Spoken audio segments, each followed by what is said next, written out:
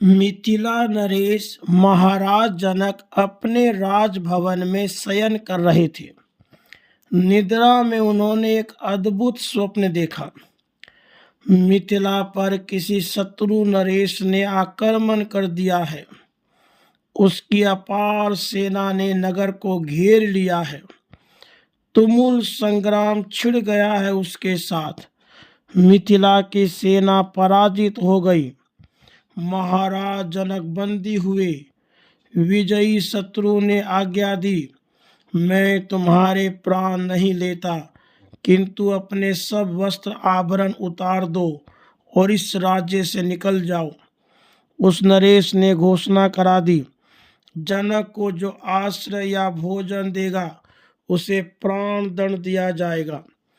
राजा जनक ने वस्त्र आभूषण उतार दिए। केवल एक छोटा वस्त्र कटी में लपेटे वे राजभवन से निकल पड़े। पैदल ही उन्हें राज्य सीमा से बाहर तक जाना पड़ा। प्राण भय से कोई उनसे बोलता तक नहीं था। चलते चलते पैरों में छाले पड़ गए। वृक्षों के नीचे बैठ जाएं या भूखे सो रहे, कोई अपने द्वार पर तो उनके खड़े भी होने से डरता था। कई दिनों तक अन्न का एक दाना भी पेट में नहीं गया। जनक अब राजा नहीं थे।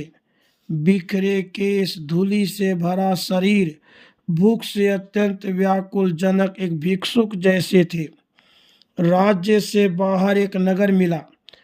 पता लगा कि वहाँ कोई अन्न क्षेत्र है और उसमें भूखों को खिचड़ी दी जाती है। बड़ी आशा से जनक वहाँ पहुँचे, किंतु खिचड़ी बढ़ चुकी थी। अब बांटने वाला द्वार बंद करने जा रहा था। भूख से चक्कर खाकर जनक बैठ गए और उनकी आंखों से आंसू बहने लगे। अन्न बांटने वाले कर्मचारी को उन पर दया आ गई। उसने कहा, खिचड़ी तो है नहीं, किंतु बर्तन में उसकी कुछ खुरचन लगी है, तू कहे तो वह तुझे दे दूं।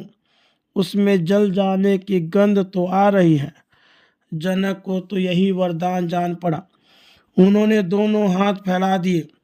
कर्मचारी ने जली हुई खिचड़ी की खुरचन उनके हाथ पर रख दी, लेकिन इसी समय एक चील ने झपट्टा मार दिया। उसके पंजे लगने से जनक का हाथ ऐसे हिला कि सारी खुरचन कीचड़ में गिर पड़ी। मारे व्यथा के जनक चिल्ला पड़े। यहाँ तक तो स्वप्न था, किंतु निद्रा में जनक सचमुच चिल्ला पड़े थे। चिल्लाने से उसकी निद्रा